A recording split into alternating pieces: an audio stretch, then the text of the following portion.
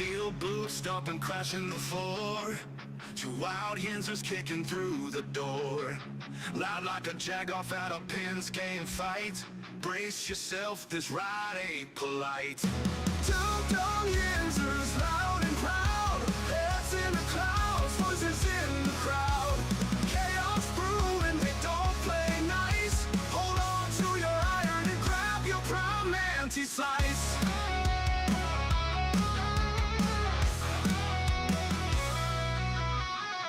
Tales from the burg with a hint of mayhem. Pierogi powered, nothing can constrain them. Knocking back stories like an icy cold brew. You never know what these two might spew. Two dumb Yinzers, loud and proud. Heads in the clouds, voices in the crowd. Chaos brewing, they don't play nice. Hold on to your iron and grab your prime anti-slice.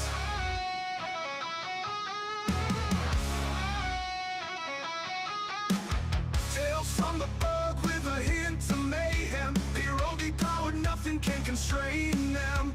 Knocking back stories like an icy cold brew. You never know what these two might spew.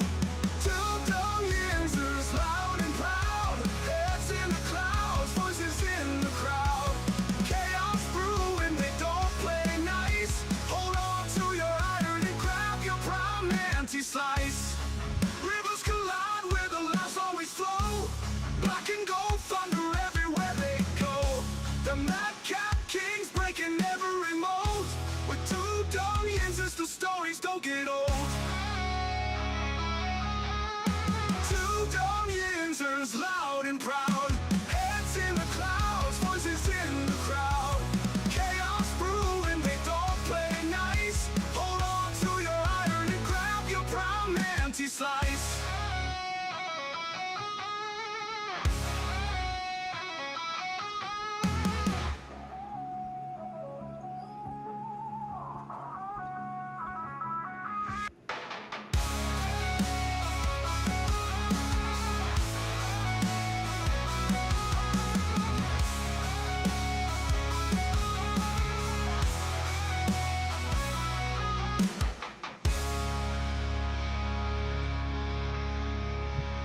Good morning, everybody. Good morning to Jen on the board. Nice seeing you bright and early on the board. Jenny with an I and an E. Good morning to you. Michael, motorcycle, my friend. How you doing today, man? Oh, struggling through it today. You got a headache? Well, yeah, woke up with a pounding headache. It won't go away. It's the weather, the rain coming in, the barometric pressure, the humidity. The amount of alcohol you intake.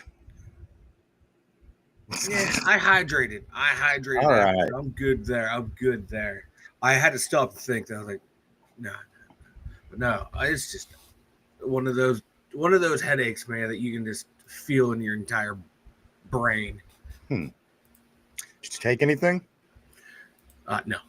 Dogging it. Dogging it. I had some Take water. something, man. That'll take care of that. Right? Yes, allegedly. All right. Good morning, everybody. Welcome back to the show. This is the Two Dumb Yinzers. This is episode 772. I want to say to everybody this morning, welcome back. A lot of things to go over today, Mike. This is officially the Midsummer Classic. Today is the All-Star game in the Major League. That is going to be today. The All-Star game is going to be tomorrow. The women football players in Pittsburgh. A little bit of a surprise from this game over the weekend. We'll get to that here just in a little bit. And Mike, a lot of talk about Lenora Sellers. I'm going to tell you today why I'm not bullish just quite yet on Lenora Sellers. Good morning. Welcome back, everybody. Welcome back to the show. Yeah. Welcome, everybody. Big weekend. It was hot. It was humid. We bared through it, and here we are. It's Monday morning, guys. We're only 10 days away. 10 days away, that's right, till the guys show up and get ready for camp next Wednesday. The gentleman from the Pittsburgh Steelers football team will be showing up in Latrobe, St. Vincent's College, if you will, to start training camp on Thursday. So close. It's so close, as Jen's saying on the board. Jen says, we are so close to training camp. I'm stoked. How can you not be at this point? A lot of things to talk about this Pittsburgh Steelers team. Let's knock out some other things first. We'll let some people get into the door, Mike.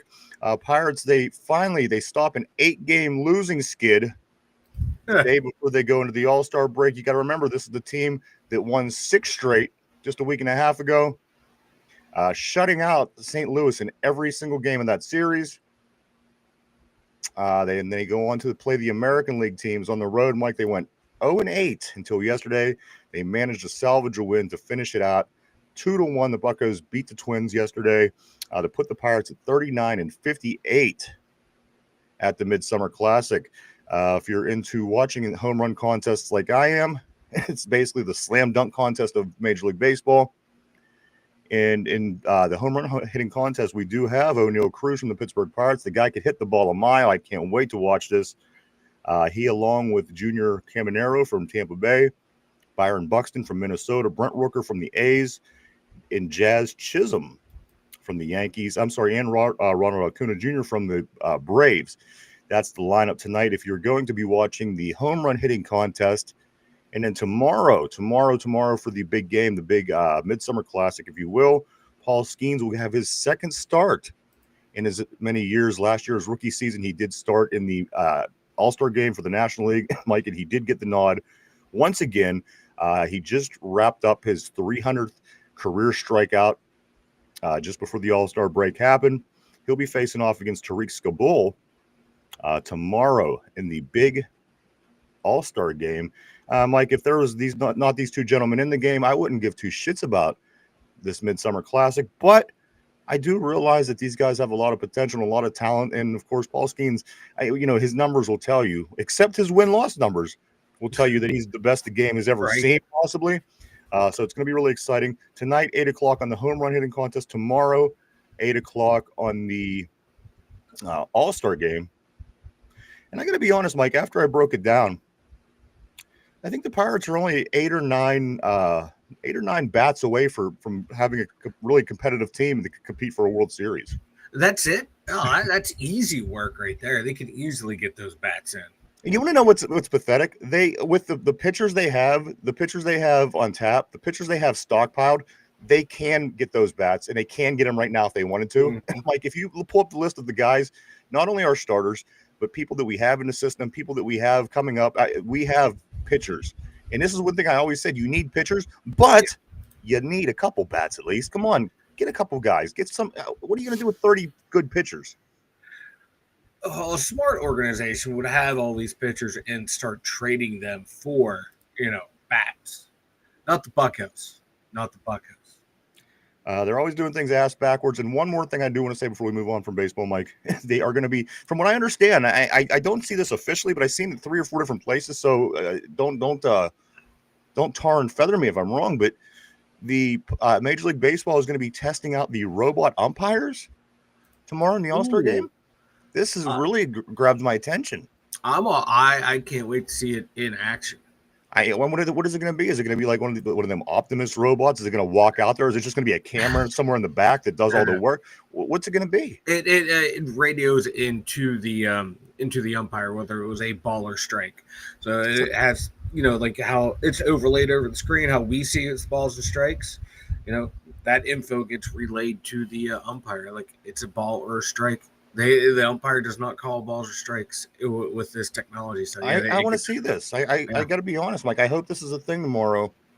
If it is, I surely will be checking this out because that will be the future of sports. I mean, come on, this is robots breaking into the game, Mike. And one more thing, I want to say congratulations to Terry Francona, the longtime Major League Baseball manager from right here in the very town that we are broadcasting from. Terry Francona, who did coach with the Philadelphia Phillies. He won World Series in Boston. Cleveland, he was there. He's now in Cincinnati. Mike, he did hit his 2,000th win, which is quite a feat in baseball, considering you only play 162 games a year. You only win a fraction of those. He did crack 2,000 wins all time. Good on him. Good on him, man. If only, like, the Buccos would have actually got that guy from their hometown and not Bednar. The fact that they can't, or the fact that they won't even try, really pisses me off. That's the Pirates in a nutshell, guys. I'm done with them. We won't give back. We won't talk about the Pirates till after the All-Star break. We'll talk a little home run derby. We'll talk a little bit of the game tomorrow night. But you know what? I'm all Pirates out. I'm all Buccos out. Let's move forward, Mike. Let's talk about some more things that happened over the weekend here in Pittsburgh. Before we hit on our Steelers news of the day, Pittsburgh Riverhounds, they played to a tie. They played to a draw with Loudoun United. They tied 2-2 yesterday in their Sunday game. Mike, they'll be back at it on Saturday, traveling to play Detroit City FC, 7 o'clock on Friday. You could catch the Hounds. They are still in action. They did tie over the weekend. Also, Pittsburgh Penguins, Mike, they get themselves a goalie from Vancouver. Is this guy any good? Is this going to be their goalie? Is this? I know nothing about him. I believe he was like MVP in the AHL, won a championship down there. I believe that's what I read. I might be wrong. I know he's been up and down in the majors. We'll see. I think this is a move to get rid of, hopefully, potentially to trade Jari, because that's what they're going to have to do. And, if this guy, can lose a lot of games, I'm all for it. We are tanking for Gavin McKenna. All right. There you go. Mike, also, Penguins, Pirates, Hans, the Indiana Fever. Caitlin Clark, of course, we always follow this story. They get a big win yesterday, 102-83 over the Wings. Their next game is against the Sun tomorrow at 8 o'clock. That's really irrelevant because I'm ready to get into this conversation right here when I'm talking women's sports. I was prepared to make the trip up to Canton next weekend to go see the Pittsburgh Passion play in the championship. I was almost certain that they would be there. But a couple crazy things happen. Well, for one, I usually watch it on YouTube, as a lot of other people do. Thousands of people get on every week and watch the Pittsburgh Passion play. But Mike, for one, I couldn't find it. There was about 13 links, and I couldn't get the game for nothing. None of these links that were on YouTube were live. I don't know what was going on, so I don't know the extent of what happened throughout the course of this game. But one thing I do know. These two teams played one another already this year. The first time they played, the Pittsburgh Passion won roughly 56-13. I don't recall the score exactly. Yeah. The second time they played, the Passion lost 22-19. Now, both teams at that point had won their games on the road. Both road teams won. And yesterday, it was back in Pittsburgh for this playoff national championship game. This was going to decide on who goes to Canton next week to play in the championship game against either St. Louis or Minnesota. And here's what I got. Like I said, I couldn't get the game, and I was upset. I was disappointed. I'm like, I watched them all year. Why wouldn't the game that is going to take you either to the championship or not be on the and not be broadcasted? But this is how it went. I am following it as the news comes in. Passion's up 7-0 after the first quarter. You get the next update. The Passion's up 14-7 at halftime. Next update, it was 28-14 at the end of the third. Passion, I thought we got this. Yeah. I mean, we obviously it's 28-14 going into the fourth. We got the pace of the game going for us. And about a half hour, 45 minutes later, where the hell was the update? This fourth quarter score should have came through at some point now. So I went digging for it, and I found out why they weren't quick to post it. The Pittsburgh Passion lose 35-34. Again, I don't know what happened. I wasn't able to watch it, but I do know that our gals, they get beat, Mike, 35-34. Sounds like an amazing ending of a game. DC Divas move on to the championship to play the St. Louis Slam, who I believe beat Minnesota 21-0. So St. Louis versus DC Saturday, 2 weeks from now, 2 weeks from Saturday, championship game, Canton, Ohio. I got to be honest. I don't know whether to be pissed. I don't know whether to be surprised because, again, if I would have seen it, I'd have a whole different story. Yeah. But the fact that it wasn't even come on, that's retarded. Again, and I don't know who to blame. I'm not blaming anybody. I'm just saying, why couldn't I watch the game? That's all. That's all I'm saying. Why can't I watch the damn game? That's all. So the Passion are done. I got to be honest with you. I'm shocked. And again, I don't know how to feel because I can't watch it. So so that's done. They're done, Mike. The Passion are done. I thought listen. I thought if they would get to the championship game and lose, whatever. I mean, it is what it is. I did not think the Passion were going to fall short this particular week to this particular team and be on their way home. I'm going to be honest with you. I was ready to make the trek up to Canton in 2 weeks, but Mike, it didn't play out that way. No, it didn't. That's like the curse of Fleury strikes again, man. We have not won a championship since we got rid of Marc-Andre. That's true. Curse of the Flower. So, and that's like again. I don't even have anything else to say. I wish that I did. I till even last night I'm looking. I still can't find any open links to go back and watch the game. But I have to find out what happened. 35-34. I mean, it sounds like a classic, especially because the end of the third quarter, the score was 28-14 Pittsburgh. Yeah. I got to find out what happened. I mean, come on. Yeah, it's like did the offense, were there turnovers? The defense collapse? What the fuck happened? So there you have it. Pittsburgh Passion done. I thought this was our championship team for the year. Now the Steelers got to come along and save the day. Oh, we're screwed.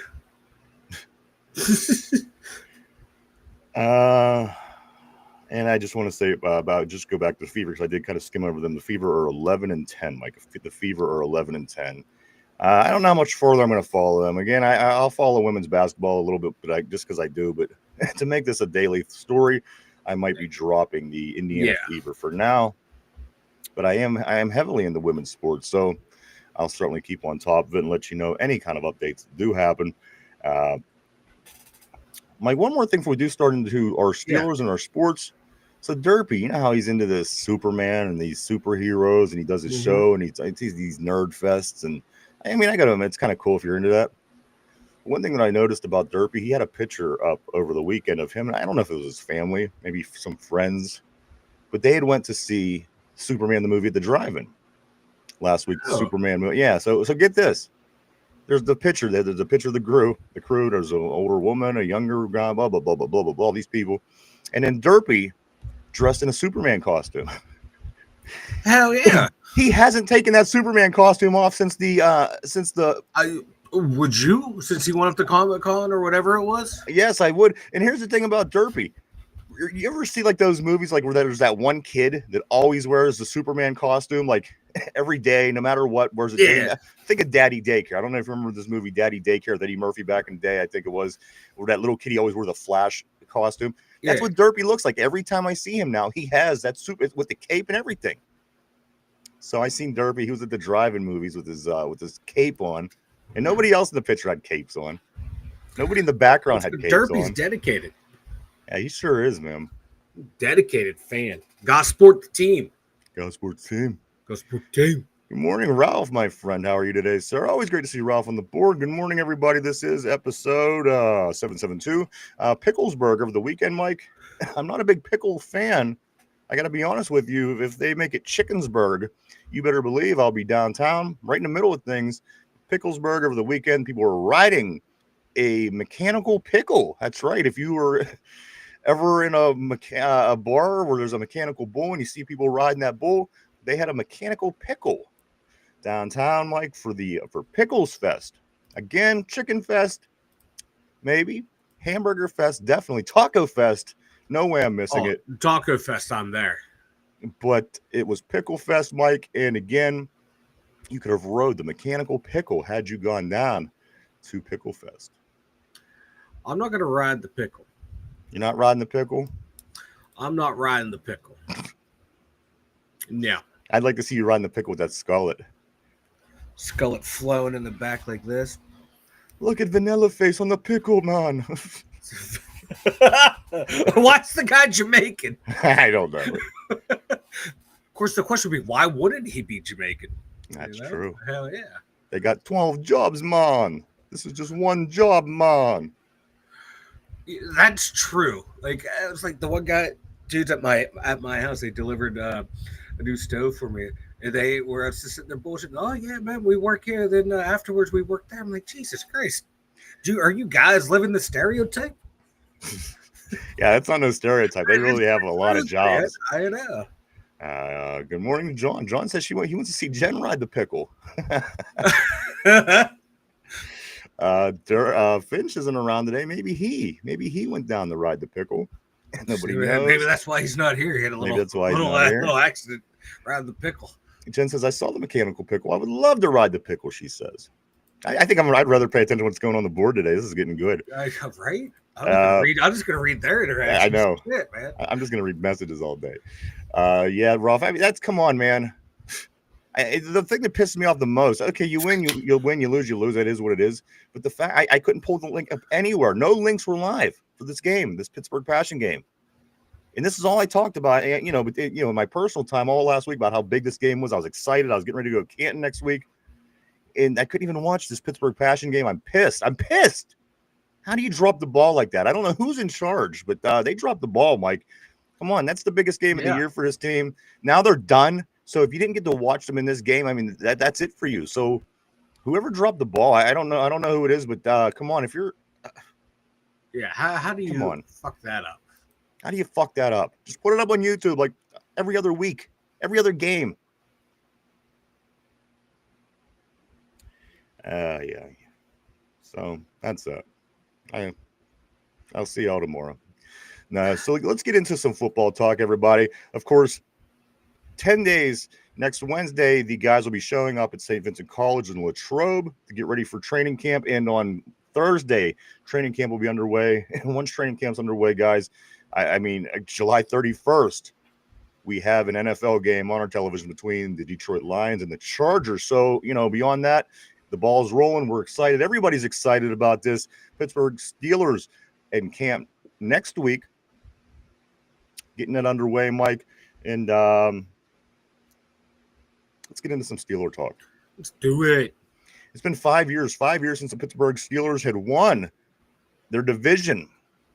We talk about 8 years since a playoff win. We talk about 15 years since a Super Bowl win. Mike, is it somewhat of a concern, too, that it's been 5 years since we've won a division? I mean, you play to win your division. Yeah. And everything else comes with that.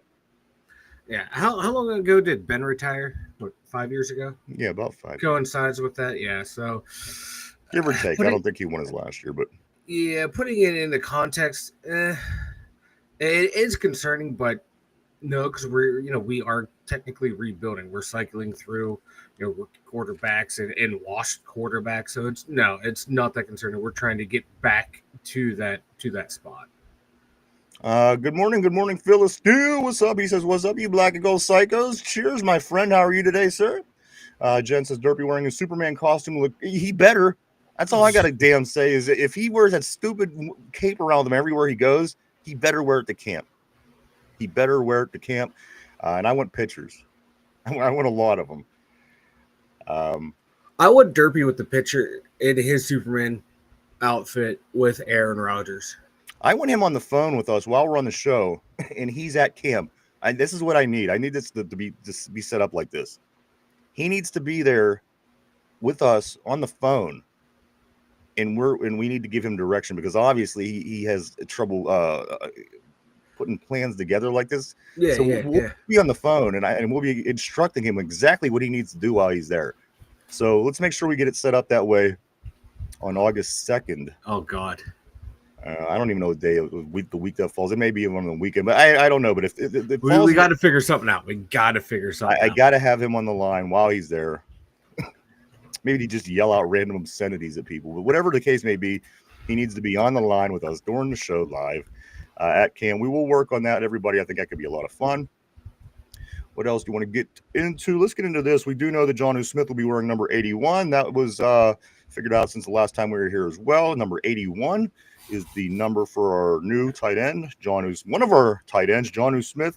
He'll be wearing number 81, Mike. A lot of new numbers, especially that half the roster is different from this time last year. So getting used to new numbers, getting used to new faces, that usually takes a couple games. But anyway, you slice it, Jonnu Smith, number 81. 81. Because he wasn't getting number 9. And I'm going to talk about number 9 in just a couple minutes. As it pertains to TJ Watt, who I do see in this next comment. I do want to say good morning to Christopher. Christopher, good morning, sir. Always great to see you on the board. He says, guys, I bet TJ Watt walks into a Latrobe and signs a 4-year, $41 million contract and shuts down all these trade rumors. I pinned him having it done by camp. So again, you know, a lot of rumors are swirling. You know, the talks are happening. People are, you know, they're not sitting on their hands. So I wouldn't be surprised if sometime between now and next weekend, when camp is actually in full swing, that it gets taken care of. You know, you see this every single time guys like this have their big contract talks come around. It's nothing new. We see it every time. Why is this a big story every time? I just don't understand. But I imagine that he's going to want to get it taken care of. I imagine the Steelers are going to want to get it taken care of. It's not anything that's going to be going all the way into the season. And if it is going to be something that goes all the way into the season, that'll be something different that we're dealing with at that time. I'm not too concerned about TJ, but that is the big story right now. Again, I'm going to get into that in just a second. John says when the Jaguars beat the Steelers in 2018, the Ben party was over. Yeah, it sure was. Jen says that would be awesome. Sign TJ. Here's my question for you. We were talking last week. Big money guys like TJ Watt getting quarterback numbers. Quarterback money. Quarterbacks play every single down on offense. They touch the ball on every single play. They throw the ball, and give or take half of the times they touch the ball. They're expected not to throw it to the other team. They're expected to get it in their guys' hands. They make a play every single time they touch the ball. TJ,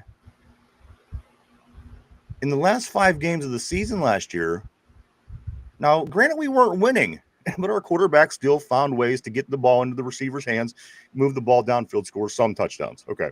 So TJ, who put up zeros in very important games down the stretch last year, and I'm talking about sacks, strip fumbles, all those big-time things that we give him a lot of money for. Now, my question to you is this. Guys that take advantage of the opportunities that they're given would be somebody like TJ, who would allow him to make a lot of money because he often makes big plays. But if you think about it, last year, what do you have, Mike? 13 sacks? Is that what it was? 11 and a half. 11 and a half sacks. So 11 and a half times last year in 18 games, he managed to get one of those big plays when I'm talking about a sack. 11 times in 18 games. Isn't somebody like Chris Boswell more valuable than TJ Watt through the course of a season? Because he comes out how many times a game, kicks the ball through the uprights. He kicks it through the uprights at 50 yards, 55 yards, 60 yards. At any time he's given the chance, let's just say once every once in a while the guy misses. So a guy that's making, I mean, come on, what do kickers make? It's not much money, is making what he's making. And we're crying and complaining and saying, give this guy quarterback money. Is he really worth quarterback money to you, Mike? Last year, he was not worth quarterback money. And we're talking a good quarterback money. We're not talking Kenny Pickett money. We're talking, you know, he's making top dollar. Yeah. In 2023, you could argue, 19 sacks, an interception, a couple forced fumbles. Yeah, he was worth it. 2022, he was not because he was injured last year. He wasn't. 2021, definitely worth quarterback money. So let me just ask you, Mike, who's more valuable to this team last year? Was it our kicker or was it our pass rusher? When it came down to it, who got it done more? Who was more consistent? Who came in, week out, and put the ball through the uprights when called upon, opposed to the guy that got to the quarterback all the times we kind of needed him to, especially down a 5-game losing streak down the end of the season? Listen, I'm not dragging TJ Watt through the dirt. I'm not. Yeah, I'm just saying, wouldn't you say that Chris Boswell is more valuable? Just think what he gets done week to week. If his kicks weren't what they were, we probably wouldn't even be in the games that we were in. I'm just saying, I'd like to see these kickers get paid a little bit more money because he's pretty damn valuable, this Chris Boswell. And not just because he's a kicker, because he's a really good kicker. Yeah, arguably the best kicker in the league. It definitely top 3 kicker in the league. Ooh. That's a tough question because there were games where Boz was our entire offense. But, TJ Watt, especially in those first 14 games, he had plays where if he didn't make those plays, we lose the game.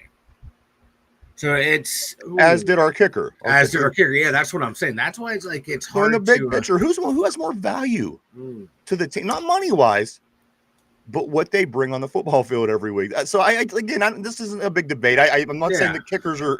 Yeah. I'm just saying who has more value to this team. Like I'm more comfortable with the game on the line, having Boz to go out there and kick a field goal than for TJ Watt to make a hero play. Just because the odds are Boz's favor more to have to be able to kick that game-winning field goal, where a lot of things have to go right for Watt to make that hero play. A lot of things have to go right for the guy to make the field goal. That's true. There's about 10 things that have to go right. Hold, good snap, a hold, a block. I mean, come on. That is a good one, especially for this team. Because think about it. Who was more valuable? Boz might have been the MVP of the team last year. That's all I'm saying. With that being said, I know it's silly, and I know people are gonna kind of roll their eyes, but at the end of the day, who was more valuable to this team last year? For example, look at the points that Boz accumulated. Look at the amazing 60. I mean, the guy's kicking the ball from the other side of the river. At the end of the day, we're talking and crying and saying, "This guy, please give this guy top quarterback money to play." I want to see I want to see what happened last year in those 5 games at the end of the season, the games that mattered. Yeah, Mike, of course, he made good plays against Denver. He made the plays against Atlanta. He needs to make, if he wants top dollar, right? Yeah. He needs to make those plays against Baltimore. He needs to make those plays against Philadelphia. He needs to make those plays against Kansas City, and he needs to make those plays in the playoffs, which didn't happen. Zeros across the board. Yeah. Phyllis, I disagree. I think Chris Boswell did. But let me go back a little bit. Just of course going real quick. Boswell had 158. He scored 158 points last year. He was 41 out of 44 on. Like how many games? Let me ask you this: without those, how many games do we win? Without 158 points. Yeah, not. There's a lot of games we probably don't win. Exactly. Let's get back onto the board here. I see we're filling up, Mike. Feel the Steel, he does say, 90 puts the offense in a good position many times. Don't take that away. Come on. And I'm not. Listen, and that's why I said I'm not trying to make this a thing, because it's not a thing. And it won't ever be a thing, because kickers are sub football players, according to the general population. So, and the general fan base. So this is nothing that's not even going to be a story. But just in my opinion, didn't it seem like Boswell was more valuable to this team last year? And isn't that how guys should be paid? Instead, we're just going to give a guy top money to not do what he does in the last 5 games, the 5 games that count. Let me move on. Jen says, hell yeah, he is. Pay the man. Hugh Jess Forever, my man, what's up? Nice seeing you on the board. He says, you have to be at peak physical condition to pass, rush, and tackle every play. Not sure TJ is at his age. John says TJ's value is in the marketing now more for his performance. The team has nothing else to brag about. I think I think he's getting paid on his name at this point, to be honest. 11.5 sacks last year.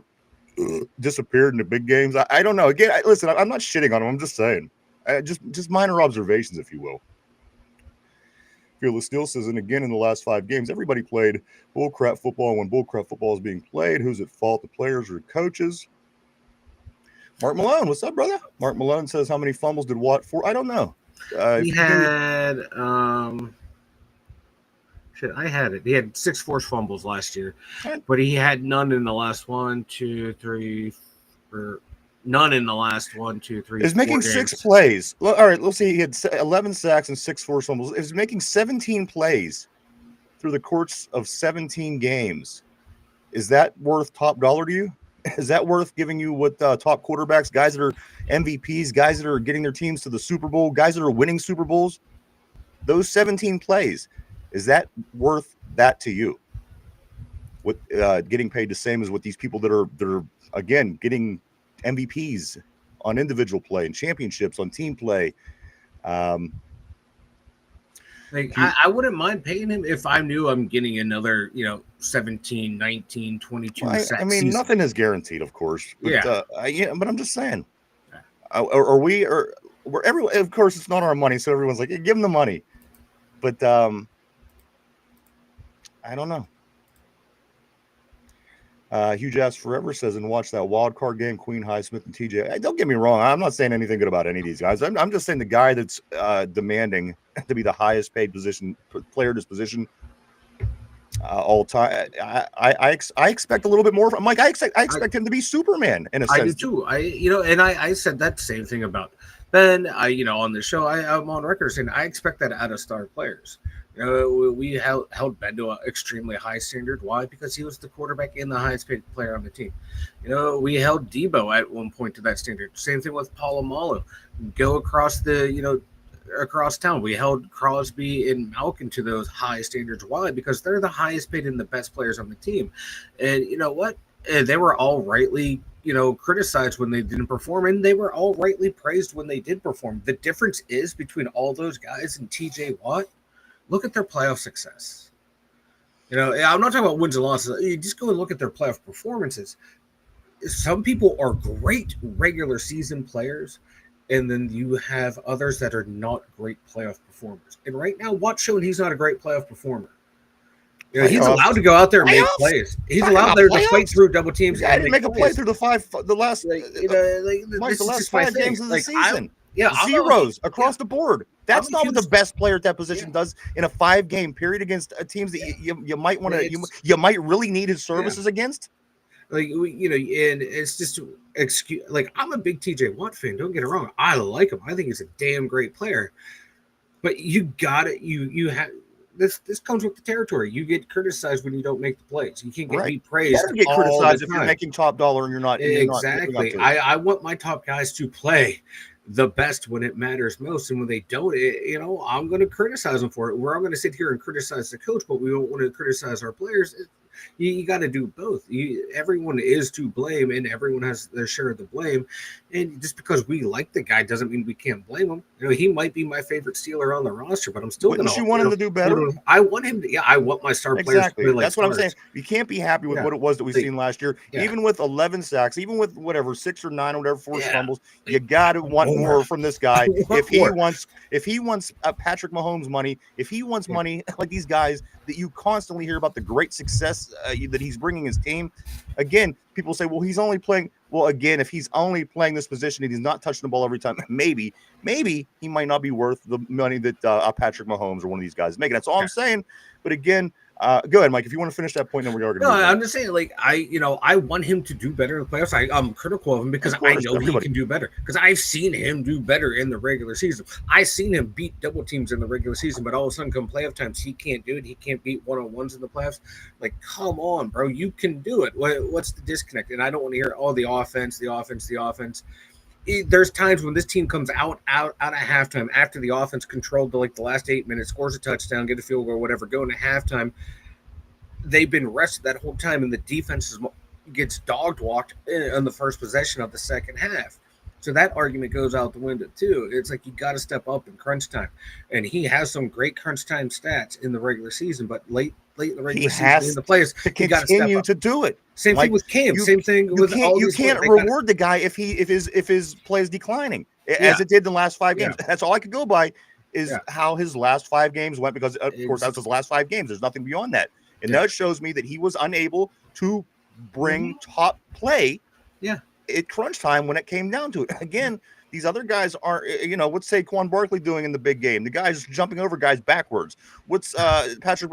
See what I'm saying? What's Jalen Hurts doing? And people might say, well, if he's only on defense, how could he have? Well, he's only on defense, so should he deserve money that a guy that touches the ball every single play with the responsibility of not turning that ball over every single play, same kind of money? I'm going through and I'm looking at highest paid average contracts here. We go all the way down to number 18. We get Myles Garrett at $40 million. Above him are all quarterbacks and one wide receiver in Jamar. And don't get me wrong, I don't think Myles Garrett's worth the money either. And then you got Max Crosby, Nick Bosa, all edge rushers. All those teams have had limited success. Outside of San Francisco, they made it to the Super Bowl, but they end up losing. Then you go all the way down to Chris Jones at 19. The D tackle average $31 million. They won 2 Super Bowls. That's how far you have to go to find a highly paid defensive player that has a team that has playoff success. But, he also has Patrick Mahomes on his roster as well. So, offense, you look at all these teams, highest paid players, they're all offensive guys. Philly, their highest paid players, A.J. Brown, they won the Super Bowl, and they had a nasty as well. Right? Don't get me wrong. I don't think this guy's a great quarterback by any means, but But I'm just saying, like, they become players already. So, let's continue. Rick Ramirez, welcome on the board. Rick Ramirez says, not very many people were thrilled to watch a game where the boss man made all the points. Is he an integral part of the team? Yes, by all means, but fans watch the game for those splash plays. Absolutely. Of course, everyone loves the long ball. Remember baseball? That was the thing. Everyone loves the long ball. But the fact of the matter is, if you can't do it when it's needed, why am I going to pay you all the money? Again, 5 games. We just needed to win one. Listen, guys, we were 10-3 after 13 games last year. I just want to remind everybody, we were 10-3. And then we came across, just like the year before, a stretch of games that you would consider something to be comparable to the playoffs. And we laid an egg in all of those games. Every one of them. Philadelphia wasn't close. The Chiefs game wasn't close. The Bengals game, we lose to this team that has no defense at all last year. Don't get me wrong, they have a great offense. I acknowledge that. And then you go to the playoffs against your rival, the Ravens, who you beat 8 times coming into last season, and you did nothing. So again, you got to look at that stretch, guys. That's the stretch that counts. All those other games don't count if you can't win one game at 10-3. We were in arm's distance with the Kansas City Chiefs game coming up at the end of the year of the number 1 seed while we were sitting at 10-3, and they managed to lose every single one of the games from there out. You would have taken that last game against the Bengals, the last game of the regular season. Peyton Wilson had 10 tackles, 8 solos, one tackle for loss. Alex Highsmith 7 tackles. Patrick Queen 5 tackles, a sack, a tackle for loss, 2 quarterback hits. What happened? Keanu Benton 5 tackles, a sack, a tackle for loss, a quarterback hit. Preston Smith. All right, we're getting bored with all those names. Mike. Where's TJ Watt get? Where's TJ Watt? TJ Watt. Please tell me what he got, Mike. Before I lose my mind. Incomplete. 0.0. 0. Yeah.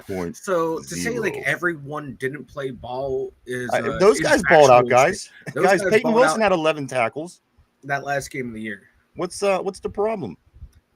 People showed up. Even Preston Smith had a sack that game. Let's see. I'm just asking for my star Big players. How? What's that? I'm just asking for my star players to step up. That's all. Is it too much to ask the players that we're giving all the money to make the plays when we need it? Yeah, because if those guys did that, Watt does what he does. Should we win that game? We win that game easily. Let's see. Mark Malone. No, I'm sorry, Jen. Jen says he taught Herbig Howe and was tied for 3rd with 4.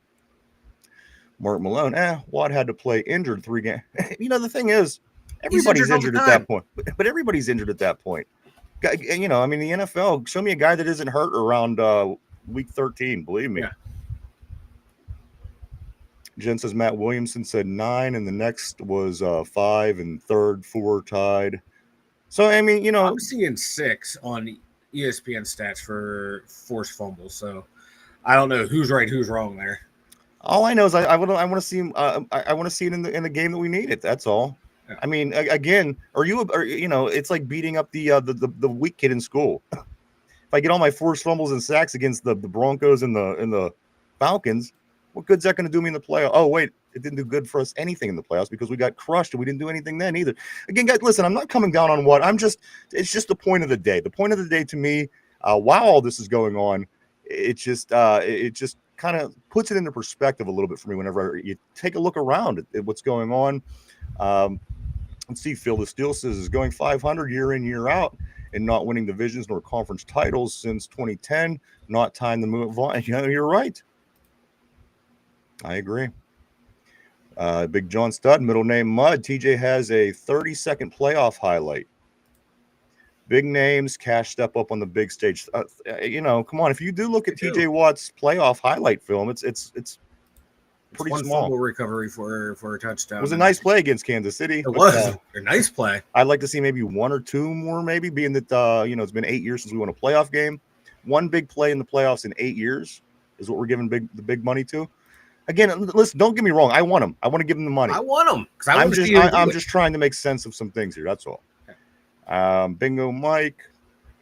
Felix still says Tomlin is showing he's not a great playoff coach. Coming right at you, Vanilla. That's apparently that's directed at you, Mike. Jen says nope. Agree to disagree. Mark Malone says he's been saddled with Tomlin's offense for far too long. He follows it up by saying the dude gets beat down by Tomlin through the first 12 games. Wait, who gets beat down by Tomlin? Apparently, Watt being asked to do his job out there in defense. Okay, I was just trying to straight it out. I didn't hear you say it. John says Aaron Smith made the last 2 plays to beat the Bengals in the Super Bowl on his own. That's all. That's all. Make a big play when it matters. And that's my point right there, John. If he would have came in any one of those 5 games and made the big play when it mattered, as Aaron Donald did on the last 2 plays of the Super Bowl to help us win a game, that's all. That's all. That's all you want from a guy that you're going to give top money to. Mm-hmm. Make a couple. And again, don't get me wrong. Yes, he does strip balls away in crunch time. So again, this is more talk. Believe me, I want Watt. I want him back, and I want him making big plays. So don't get me wrong, everybody. And back to that injury thing. I'm just gonna injuries. I hate that excuse. Mario Lemieux could not bend over to tie his skates. He'd have teammates do it, and he would go out there and put up 150 points a year. You're a great player. You fucking find a way to get it done. Terrell Owens played the Super Bowl with a broken leg. You find a way to get it done. Jack Youngblood also played the Super Bowl with a broken leg, and you find a way to get it done. You roll an ankle. Are you saying that TJ Watt is more talent than heart? Yes. Okay. Yes, very much so. All right. He gets the boo-boo face fast. Phil the Steel says Mark Malone, no complimentary football. Defense turned over the ball. Offense comes up with 3 and outs. And don't get me wrong. I mean, the offense does play a big part in this. No 2 ways about it. The offense does play a big part in the way the defense is. But again, as an individual who's getting paid quarterback money, again, quarterbacks make play, touch the ball every single. Let's move on. Mark Malone says, Feel the Steel. Yeah, they can only keep it up for so long. John says defense gave up big points in the first half in the last 5 playoff games, blaming it on the offense's BS. That's another great point. All those points that the defense let up in the first quarter of the last 5 games. I mean, whether the offense is scoring or not, you have to stop that. You have to stop the ball from going in the end zone, which was a big problem for us, right? Christopher says TJ Watt won't see as many double teams if we go back to Pittsburgh. If we do, he will crush the sack record. And you know what? If he does have a great sack season, I would say that it will be this one. As it was last time he got his big contract was when he got 22.5 sacks. So for him to have a big season this year, I wouldn't be surprised at all. I would expect it from him. At least I would hope so. Jen says, whoop, whoop, TJ Watt. Also following that up, she says Derek Hartman plugging up the middle. Phil the Steel with his famous boom. What's up, Chad Schrader? Chad Schrader back on the board. Always great seeing Chad on the board, sir. How you doing today? Mark Malone. Defense got wore down by December. Tomlin unleashes the hell. And again, by December, believe me, it was a disaster. I mean, again, you lose 4 straight going into the playoffs. At that point, we were 10-3. It was similar to the 13-0 or 11-0 start or whatever it was about 5 years ago, where we just couldn't. We forgot how to catch a football. It was very similar to that to me in a lot of ways. Not to the T, but in a lot of ways. Felix Steele says, I told you the last 5 games were going to be the test. Big test, and the coach failed, not the players. Never the players. Never the players. John says, much of the issue isn't the players. It was with the terrible game plans and conservative schemes. I know you're right. Chad, tonight I'm going to the Cam Hayward celebrity softball down in Washington. I'm going to guess. I believe that's today. Yes. Game event. Going to meet Will Howard and Jack Sawyer and Richard Sherman and Pat's Devin McCourty. That's going to be a fun time, man. Have fun. We were we were following the rosters as they got built. So have fun, Chad. Get down there and meet the guys. That'd be a good time. Mark Malone says, LOL, please. Mark Malone also says those were real Tomlin December standouts. Feel the Steel of the last game of the year. Oh, come on, Vanilla, that last game. Okay, I think we're right around now where we were talking about the Cincinnati game. It's the facts. I'm just saying what the facts are. Fearless still also says, "Oh shit, Watt is the reason the Steelers dumped in 20." And he's not. Listen, I mean, he was part of the whole, but I wouldn't say solely. No. Huge S forever. Huge S forever. The problem is Tomlin's coaching has to be always collapses down the stretch and in the playoff. I would like to see one season where it isn't for once, right? You'd like to see a season where there isn't a collapse after an 11-0 start. You'd like to see a season where it isn't a collapse after a 10-3 start. At some point, this team has to improve and move forward. And we've gone through players and coaches and GMs. I mean, players and GMs and assistant coaches. So I don't know. I can tell you what the common denominator looks like at this point, but I'm not. I mean, everybody got to perform. I'm not going to jump on Tomlin at this moment, just because I'm not really talking about Tomlin. Huge ass. Okay, Phil still says huge ass forever. Say it again. John says the problem is coaching that are smarter than the whole Steelers coaching staff easily out scheme their old ass 1990s game plan. Son of a bitch, Mike the Steel is playing ping pong. Mike's catching the heat today. Vanilla Face is catching the heat today. Honestly, I don't care. You are a star player. You're the guy. You have to fucking perform. I'm tired of excuses for the players. It's always an excuse for the players among the Pittsburgh Steelers, especially defensive players. Get all the fucking breaks in this town. And the facts show that no, they don't step up and perform in the big time moments. Cam Hayward is one of them as well. Minka Fitzpatrick was another. Hopefully, guys who actually won like Darius Slay and Jalen Ramsey can teach these bums what it is to actually fucking win. All right, let's get back to the board. Jen says they need to get the contract straightened out before camp. So many new pieces. They need TJ to practice too. I agree. I agree. I've always been a big believer of everybody's got to be there. It's a team game. If it was tennis, maybe not. Horseshoes, definitely not. But I got to tell you, in football, everybody needs to be there. John says the Steelers could have 22 All-Pros on both sides of the ball and still suck because of coaching. More fans are realizing that every year. I think more fans definitely. When they had stacked rosters, they won Super Bowls. They're gonna making deep playoff runs. So. Don't know where that's coming from. Well, the thing is, I don't think that he's wrong. I would like to see a little bit more success from this coaching staff because it's declined over the years. In the late season breakdowns or something that needs improved. But again, we're not going to talk about coaching just at this moment. This is going to be we can talk about coaching tomorrow. How about that, Mike? Put it on your agenda. We'll talk about it tomorrow. Also, John says that Tomlin was the captain of the Titanic. Folks would call it the best deep diving exploration in history.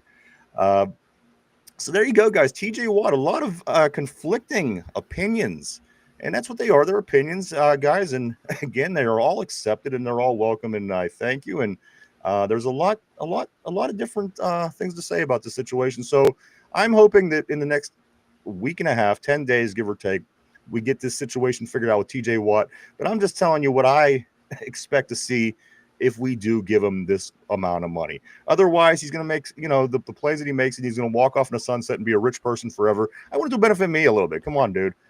Step back up and get to that level to where you were when you hit 22 and a half sacks. That's the TJ Watt that I want to see. And I kind of expect to see again, Mike, on a big contract year, if in fact he does get it. And I think he will get it. He better. That, if the organization is going to give him that amount of money, that's what should be expected from the team and from the fans are lights out performances, game in, game out. You have to affect the game in a positive way, even if you don't show up on the stat sheet. When there were games last year when he didn't show up on the stat sheet, especially against the Commanders, I commended his performance because he was doing all the little things right to affect the game, but he didn't do that late in the season. I do want to take a 2-minute warning before the halftime break, everybody. We do have a competition, Mike, and it is officially started today. We're still collecting entries, guys. Do you have what it takes to be the new Dumb Yinzer? That's right. Do you have what it takes to become the new Dumb Yinzer? All you have to do to enter is send us in way of email to TwoDumbYinzers, TWODUMYINZERS @gmail. Send your name and a contact number, and you will be entered in the contest to see if you have what it takes to become the new Dumb Yinzer. That's right, everybody. This will be followed by a series of questions, tasks, and challenges right here on the show for the people that do enter and want to become the new Dumb Yinzer. Guys, we're looking to fill one or more permanent spots here on the show. So enter your name. If interested, all you got to do is send by way of email to 2TWODumbYinzers@gmail. Send your entry. The deadline is Friday at the end of this week. Must be 18 and over. All that kind of fun stuff. So if you want to join this competition, it's going to be a lot of fun and possibly become the new Dumb Yinzer. Send your email today. All right. Let me go into something small, and then we'll hit a new big topic here, Mike. Jamar Chase comes out with his top 4. Jamar Chase, of course, one of the best receivers, if not the best receiver in the NFL for the Cincinnati Bengals, of course, comes out with his top 4 cornerbacks currently in the NFL, and 3 of them are Pittsburgh Steelers. That's nice. The Jamar Chase, number 1 on his top 4 cornerbacks in the NFL list is Denzel Ward from Cleveland. Number 2, Joey Porter Jr. from Pittsburgh. Number 3, Jalen Ramsey from Pittsburgh. Number 4, Darius Slay from Pittsburgh. Mike, he says these 3 cornerbacks that we have are 3 of the 4 best cornerbacks in the NFL. No, is Jamar just trying to butter us up, or does Let me ask you, what does he gain by doing that, though? I mean, right? Yeah, like nothing, really. What plays in his favor by coming in and buttering up our defense? Yeah, you know what I mean. You just don't see Randy Moss coming in and talking about how great the Green Bay cornerbacks are when he's in Minnesota. And that's what I'm saying. I think there's some legitimacy behind this. I do think that Joey Porter's a little young on this. I think that Darius Slay is a little old on this list. But as far as the other guys, Jalen Ramsey, yes, he's getting a little older, Mike, but this guy, come on, he's been a generational cornerback. I mean, really, in the league since the time he's been in there, how many corners can you name that were better and more successful than Jalen Ramsey? I mean, the guy who won a Super Bowl, the guy, so, and Denzel Ward, of course, is tough. But Mike, I thought that was interesting. Yeah, I saw that list too, and it surprised me that he had our 3 top corners on there. I can understand, like you said, Ramsey. Porter, those 2 have battled the past 2 years. They've had some good battles up and down the field. So I think there's a mutual respect there between those 2. And he recognizes, I played Porter. It's going to be a tough physical game. I'm hopefully, those 3 play like that all year long because we'll need them, man. We definitely against the Bengals too. We'll need those guys to be at their best. Speaking of Jamar Chase, Mike, our halftime topic today is the San Francisco wide receiver, Juwan Jennings. He is looking for a big deal or to be traded. Of course, every wide receiver that becomes available in the NFL becomes a Pittsburgh Steeler option, whether by way of the team or by way of fan. Mike, I'm reading some reports saying we would be better off with Calvin Austin III being our number 2. Juwan Jennings, Mike, is this guy worth conversation as far as Pittsburgh wide receiver number 2 goes? I mean, he had a really nice season last year, but that was like his best year in the NFL. No.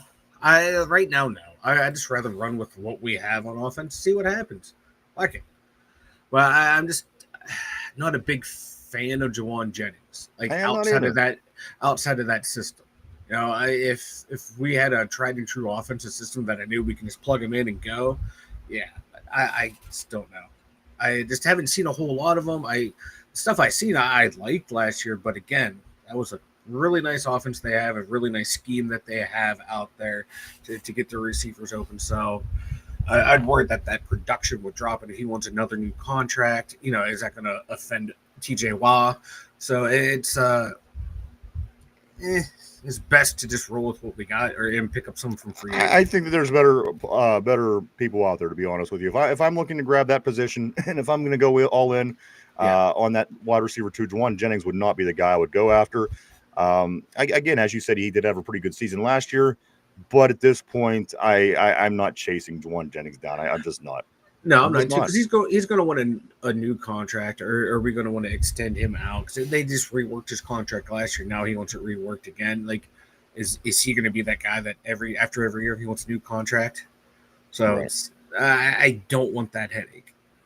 Let's get a couple of these messages on the board. Mark Malone says, I don't know, Jen. I think I'd rather see Watt chilling all off season. Christopher says, A-Rod is healthy, 2 years removed from the Achilles injury. Give him the keys to the car.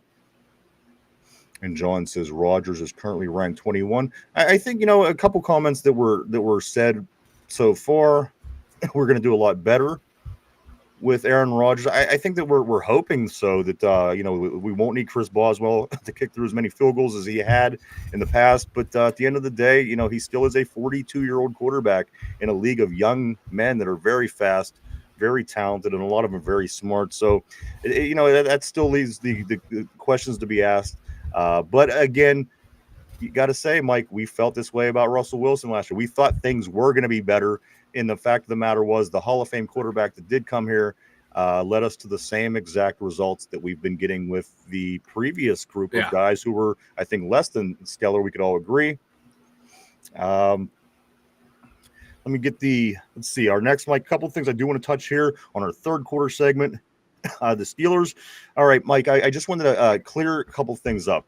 The Steelers, remember last week I said always knew DK was going to be GP's replacement. That was a Steelers Nation. That was a Steelers Nation article. So, so I tried to give you my source last week. I just didn't have it in front of me. That was a Steelers Nation story. Also, Mike, the GM rankings. There's a bunch of them. I know that you and John kind of go head to head. I just went to Google and I typed in GM rankings, and it gives you an ample amount of rankings for the GMs in the NFL. So just a couple things that I wanted to touch up on from last week that we didn't have the sources for. And then this, Mike, what is this story real quick? And I want to get into this is about our current quarterback, and then we'll get into our possible future quarterback. Mike, Aaron Rodgers refuses to sign an autograph for a fan that didn't.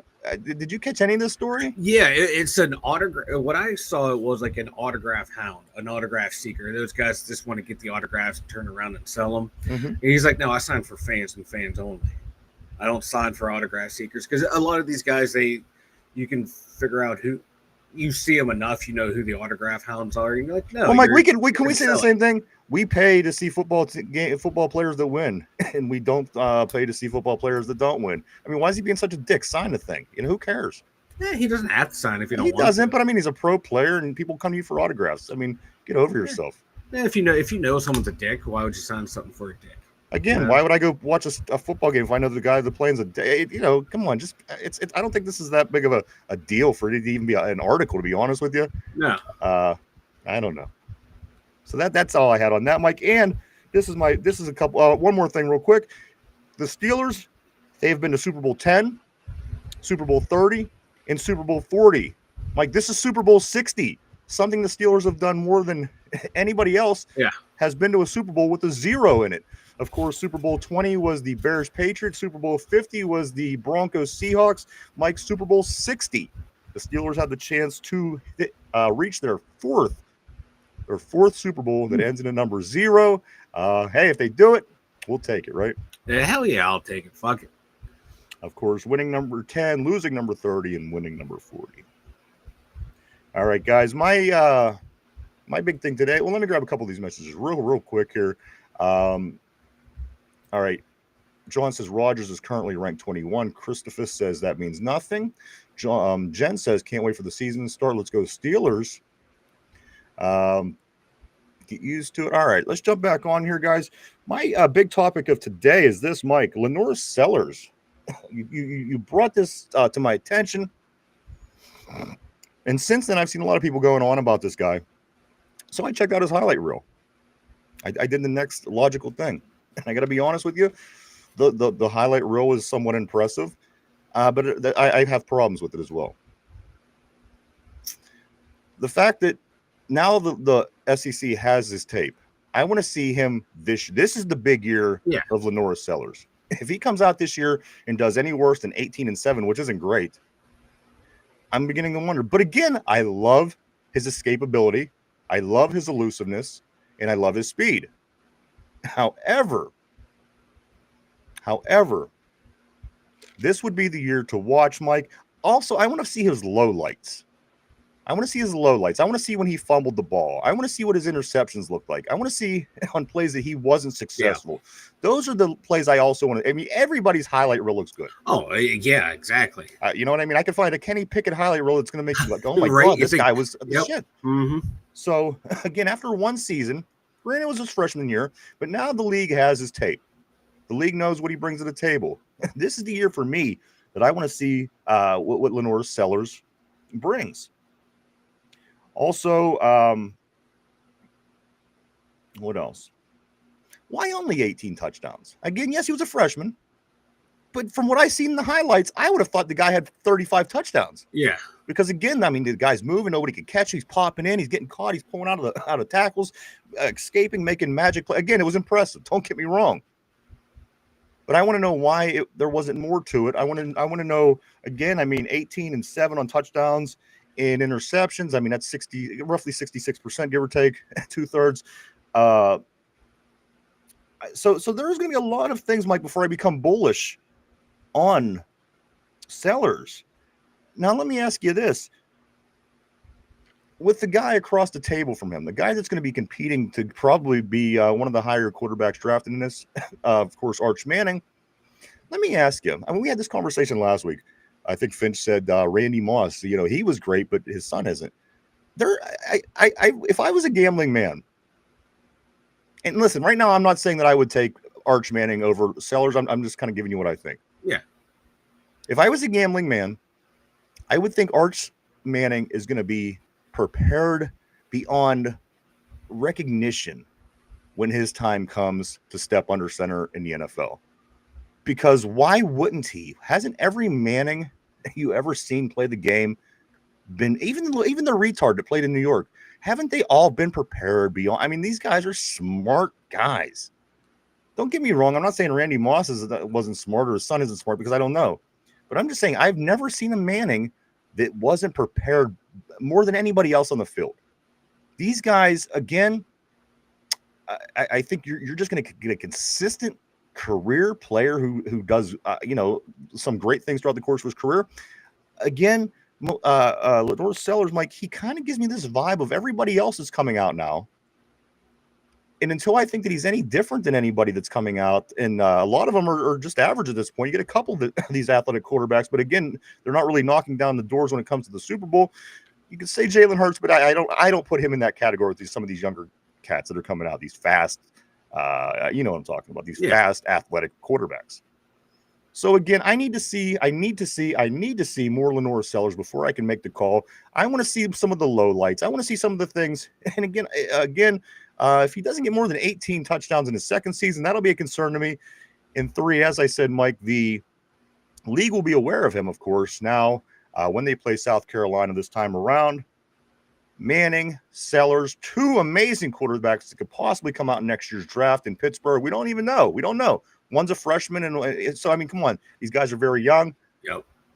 But from what I've seen, I'm not on board yet. That doesn't mean I won't be. There's potential. There's definitely a lot of potential. And if you haven't had a chance to watch Lenore Sellers' highlight reel, do it. It's you pull it up right on YouTube. It takes a couple minutes to watch. But from what I see, Mike, he's impressive what he brought.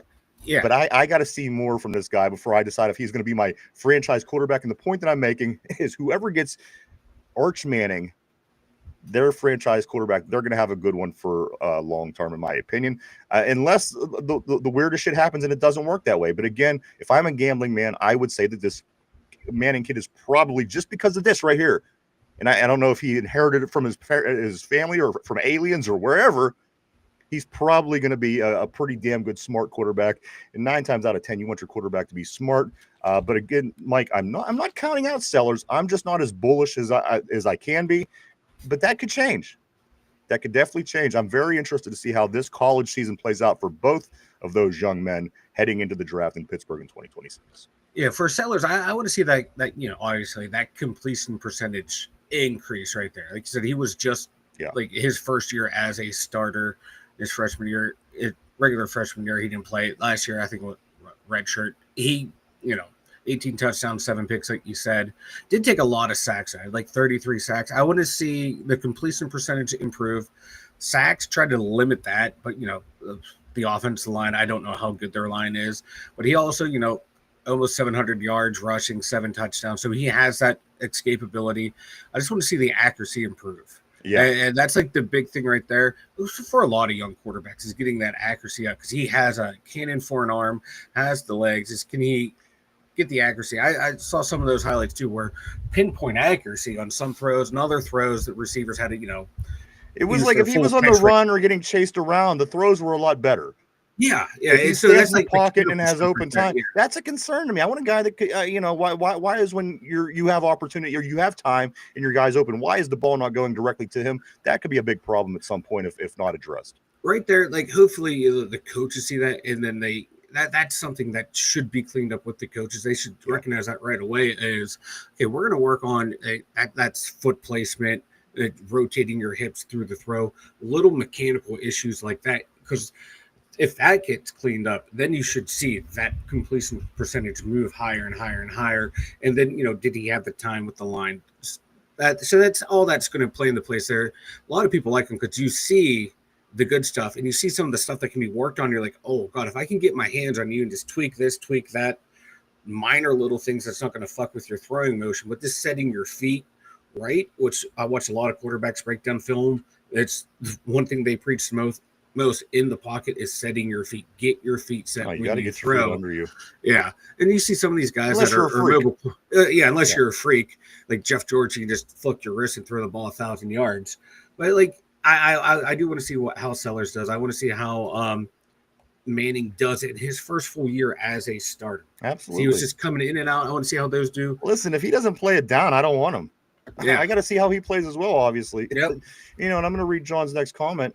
But all right, bear with me. John says everybody wants Arch because of his last name. Secretariat's offspring turned out to be a professional bust as well. You know what? This is a tough one for me because this will be, if playing out where we have the opportunity to get Arch and we take somebody else, whatever, how it very well may play out. This can very well be the Dan Marino situation of this century for the Pittsburgh Steelers. What we went through in 1983, where we passed on Marino, and then you heard for years and years, and we could have probably won plenty of Super Bowls with him in that period of time when he could have been here. This could very well be the same thing, Mike. I just don't want it to turn out to be that. If Lenore Sellers is our guy, Lenore Sellers is our guy.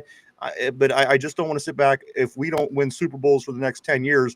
And let's say Arch Manning comes somewhere and wins some Super Bowls, it could very easily turn into the Dan Marino situation for the Steelers. Only difference would be that he's not a hometown guy from here in Pittsburgh, but similar in a lot of ways. And I don't want to get burned on that again. And everyone will say down the road, looking in hindsight, why wouldn't you just grab the Manning? It's a draft. He's a quarterback. You take a Manning. I mean, I would think a lot of people might think that this is a no-brainer. But again, a lot of debate on this, Mike. But I gotta see how these two young gentlemen play in this upcoming college football season, because it's going to play a big part in our football team as early as next April. So a lot of this is a big football season in a lot of ways, Mike. Definitely for in the college ranks too, because like you said, I want to see what Arch does. I want to see what Sellers does. I want to see what Ken Garrett Nussmeier down in LSU, Cade Kublin down in Clemson. That's the big four right there. What are they going to do? Will Drew Aller ever take that step to be a consistent, pro style quarterback? Because he has the size. He has that size that every team's going to drool all over. But I think that's going to shoot him up the boards. He's my quarterback at Penn State. I've seen the good and I've seen the bad with Drew. For me, he's an early second round pick for me. I'd take him in the second. I don't picture him as a franchise guy. And then Drew Aller, Mike, on another college team that isn't always good, I don't think is going to be as successful as he was at Penn State. Yeah, and he's gotten better every year he's been there. But Penn State generally fields a good team, so I mean, the quarterback has that advantage of having. Yeah, I just don't think he's going to be. I think he'd be an average starter in the NFL. I just don't think he's going to be a franchise guy. But it's going to be interesting. It'll be fun to see how he plays. And then you got to figure out what quarterback that no one's talking about right now is going to shoot up the draft boards. Right. That's going to come out of nowhere. Jen wants a quarterback coach that knows how to develop. That would be nice. Maybe bring in a guy that's a guy that's got a good record in doing this, and you pay him a little bit extra money because he's kind of really good at it. I'd like to see that for once here in Pittsburgh. We just, again, a lot of our assistant coaches, we don't pay a lot of money out. That's just kind of what the system is here. John says nobody replicates NFL speed and the complexity of the game. No way to tell until real NFL snaps are made. That is why so many quarterbacks are great in college and a bust in the NFL, and vice versa. Sometimes you might get guys that aren't, shouldn't we have all been coming after Tom Brady if he was the GOAT? You know what I mean? So you never know. You never know. I would have went after that 6th-round Michigan pick had I known back in the day. Oh, right. P. Hey, what's up, P? Nice seeing you, brother, P. on the board. He always sneaks one in on me, and I'm like, hey, there's P. P says, when is Mike's IWC debut? Mike, Vanilla Face, when is this debut? Vanilla Thunder coming to a backyard wrestling ring near you. Christopher says, you were right, John, but did you see how he moved and threw the ball in the OTAs? He looks sharp so far. So far, so good. He looked fluid in the little things that I saw. So far, so good, I would have to say. I'll leave it at that. John says if the Steelers knew exactly Marino would excel like he did, they would have taken him. Pittsburgh people knew. They knew. They didn't take him because there was with the DUI and the drug rumors. There were some rumors abound on a character issue. Christopher says I was there. I know what I'm talking about. He looks great. John says OTAs mean nothing. Real game. Yinzers are both right. It's just coming at it from a different angle. He looks good so far. That's all we can say. We'll take a look at him. Probably in small doses in preseason here in a few weeks. But we'll certainly have a good look early and often. This is our starting quarterback, guys. And I got to be honest, I'm excited. But I was excited about Russell Wilson coming to town, too. He was a Hall of Famer. Different guy, different player, of course. No two ways about it.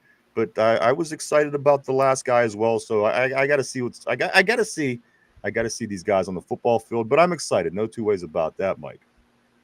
I can't wait. I just can't wait for actual, even if it's preseason games, I want to see how these guys look. Yeah, for sure. Mike, why don't you go tell everybody about the website? The2dumbyinzers.com. Check it out, everyone. Especially if you're new here, we got all of our links to all of our social media for Ryan and I over there. Got the merch store, Dumb Thoughts. It will definitely be starting once training camp starts. So check it out at the2dumbyinzers.com. www.d2dumbyinzers.com. That's www.d2dumbyinzers.com. And here's my argument a little bit about some of the athletic quarterbacks. What's the guy from Carolina? Bryce Young. People say, well, if he had a good team. Well, of course, if he had a good team, he'd, So with these quarterbacks, I want a thorough quarterback. I want a guy that's can throw. I want a guy that can move. I want a guy that's smart. I want a guy that can see things. I want a guy, So again, if you just want to go after the athletic guy because that's the thing that's going on right now. They're not exactly tearing the world up when it comes to Super Bowls. Again, Jalen Hurts, I don't put him in that category. He's kind of a freak in his own way, and I guess Patrick Mahomes could kind of be lumped into that category. But as far as your Lamar Jacksons, Bryce Youngs, who's the guy down in Texas, Houston that you like, Mike? Stroud, but he's a pocket passer. CJ Stroud. He's a pocket passer. Come on. I talked to 5 people. They're all going to tell you the guy's mobile. Mobile like Joe Burrow, where they'll get out of the pocket. But all right. Besides, okay, Mike, that was just one guy. Let's continue giving me successful mobile quarterbacks. Give me some more guys that's tearing up the league. Lamar Jackson, Josh Allen. No, stop. Obviously, we're not going to be able to do this. So let's move on, Mike. P says Miami was built for Miami, so was Ben, honestly. Well, yeah. Ben did okay, right? P also said the guys that can do all that are on a max contract right now. All I'm saying is that people are kind of just assuming that these mobile young quarterbacks are what's going to get it done, and I'm just not seeing them quarterbacks get it done. I see Lamar Jackson has got a playoff team. He's got a Super Bowl team every year around him. What's his deal? This guy chokes. He chokes. So again, you need it all. You need a little bit of everything, and I want a little bit of everything. John says Trevor Lawrence's hair turns out to be more successful than his quarterback play. He's a bust. I got his hair right here, baby. Let's get into and don't get me wrong, I would take Lamar Jackson. I'll take him in a heartbeat. Yeah. But again, like I remember the year that Bryce Young and again, what's the guy in Houston? Like, why can't I remember? CJ Stroud. Some people were telling me this was the best group of quarterbacks that came out in a long time. Again, neither of these guys are doing anything. Well, if they were on better teams, if they were, I mean, of course, most people would be better if they were on better teams. But again, that's all I'm saying. I'm not just going to run to that quarterback. I want a guy that kind of knows what he's doing as well. So that's where I'm at. But again, a lot of college football might will be played between now and the draft for us to see what it is that's coming out, what it is we're going to go after. Any way you slice it, we're going after something because we have a 42-year-old quarterback going into this season, Mike, and we have to figure out what the hell we're going to do next. Let's see. Let me grab a couple of these, Mike, and we are going to get into the trivia question of the day. Vegas is a play from 3-0 in the Super Bowl, a play from 3-0. I'm not catching that, Vegas. I'm not sure what you mean. Pieces when Lamar had to bulk up over the last few seasons. Again, he's impressive, but he's not impressive. There's something about Lamar Jackson. He chokes in There's that something last missing there. There's something missing there. Chokes in that game in the playoff. He's TJ Watt, monster in the regular season, chokes in the playoffs. That's what I'm saying. And I remember watching him in Louisville, and I remember saying to myself, he's going to be something. I mean, the guy has mad talent, and I would love to have him. I don't want Baltimore to have him, and that was the one thing that I always said when he was in college. But again, right now, why? I don't understand why I was afraid. He doesn't. He chokes. So again, guys, it's tough. It's tough. We will learn a lot about these guys. Christopher says, nor does those quarterback rankings you mentioned mean anything to me. Phil still says Vanilla Face. Be ready for tomorrow's Two Dumb Yinzers show. As per Ryan, we're talking the coaches of the Black and Gold, Noel, Bachin, and Tomlin stats ready. All right, Phil will still be ready for tomorrow. We will touch on coaches more. So, Mike, you get ready because I have a feeling the guys are going to be attacking. They'll be in attack mode tomorrow, Mike.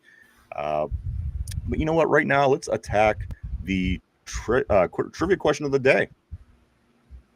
John's actually, he's out in Vegas.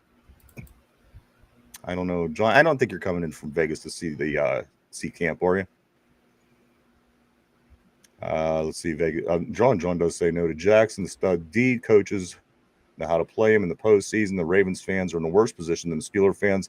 They actually think a trophy is possible with Lamar. That's what I'm saying. That's all.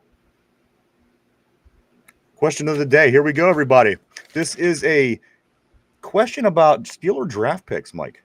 Steeler draft picks, possibly one of the biggest drafts ever in Steeler history is coming up in this next April. This question is a question about Steeler draft picks. Here we go. Mike, put on your thinking cap. Everybody on the board. Here's the question of the day. Which Steelers draft pick is the second all-time longest tenured Steeler? What Steelers draft pick is second all-time is the longest tenured Steeler? I'm going to give you a clue. The number one longest draft pick by the Steelers, of course, is Ben Roethlisberger. 18 seasons. I'm looking for number two. Take a minute to think that over, guys. We're live 5 days a week right here, Monday through Friday, 11 a.m. to 12 p.m. Eastern Standard Time every day right here on YouTube. Question of the day. Which Steelers draft pick is the second longest tenured Steeler in team history? Ben Roethlisberger being number one with his 18-year career, being drafted by the Steelers out of Miami, Ohio. Guys, here we go. On the board, Fearless Steel. Fearless Steel says 52, which is Mike Webster. Not a bad pick.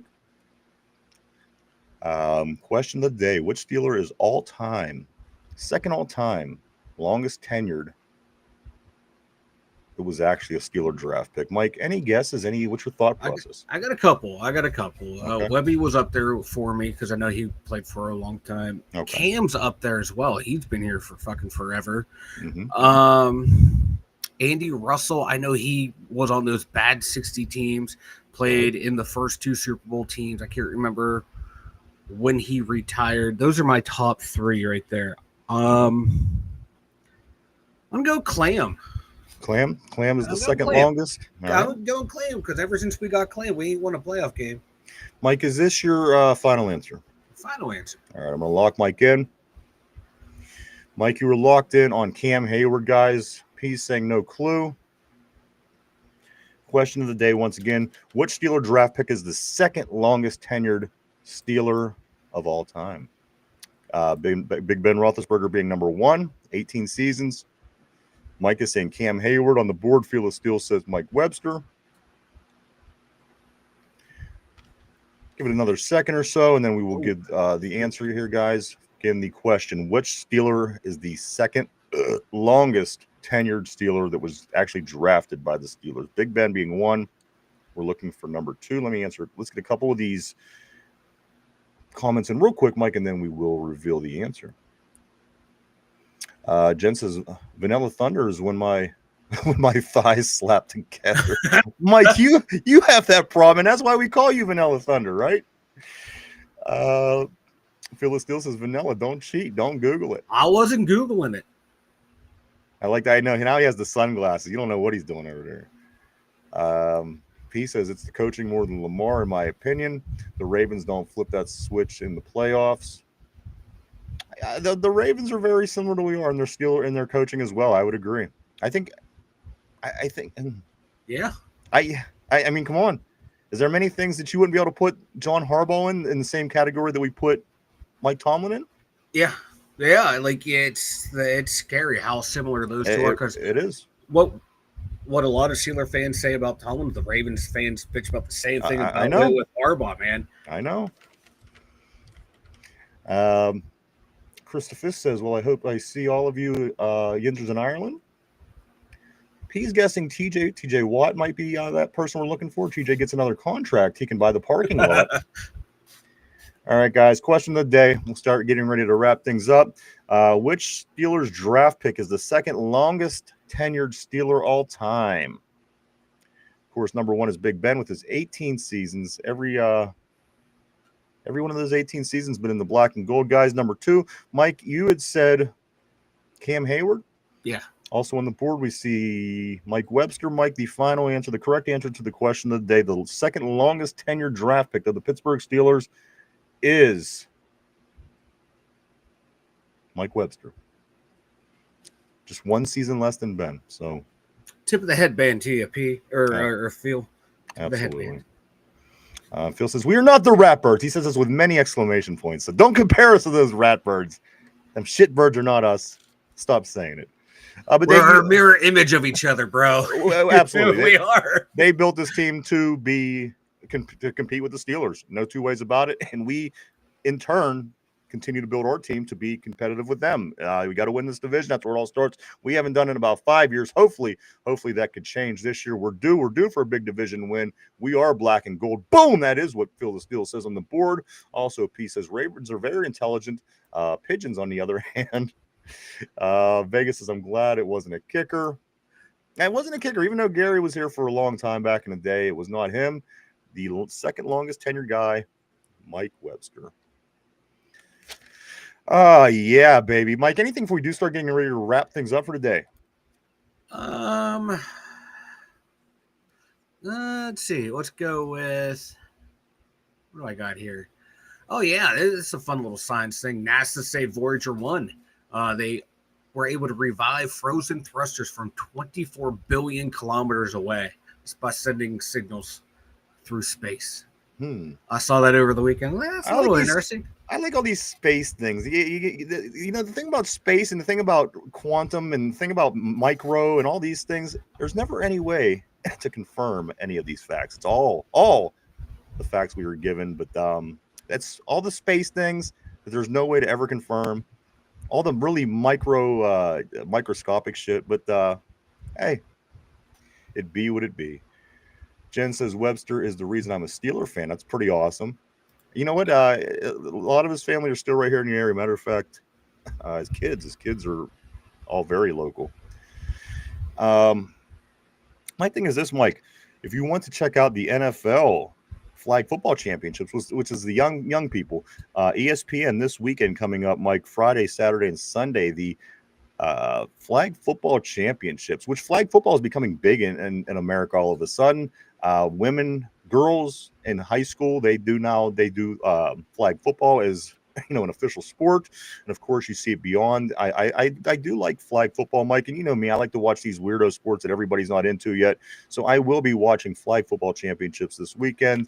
Now that my Passion, of course, are knocked out of the playoffs, big surprise from over the weekend. The Pittsburgh Passion drop the championship game 35-34 in an upset. They will not be moving on to the championship. DC Divas will be taking on the St. Louis Slam in 2 weeks for that championship. Mike, very disappointed still. And again, the fact that they didn't even have it available to watch is why I'm even more disappointed. I'm more disappointed in that than the fact that they lost. Jen says his sister just passed away and his niece I see all the time. Webby. Yeah, his son and both. He has yeah. There's definitely fam around here. I see on social media quite often. Too bad for Mike. What a great story he was for football for the Steelers, and how unfortunate things turned out there at the end for him. Huh? Mm-hmm. But that was my Mike. I am going to be checking out the flag football over the weekend. Again, don't forget tonight. Tonight we have. Vegas right here. Should the NFL guys take over for the pro flag football guys in the Olympics? I think that they are. I think that was the last word that I got. They will be participating in the Olympics. Phil says flag football? No, smash mouth, collarbone breaking tackle football, baby. Also, guys, big competition. Do you have what it takes to become the new dumb Yinzer? That's right. Do you have what it takes to become the new dumb Yinzer? If you want to give it a chance, give it your shot, if you will.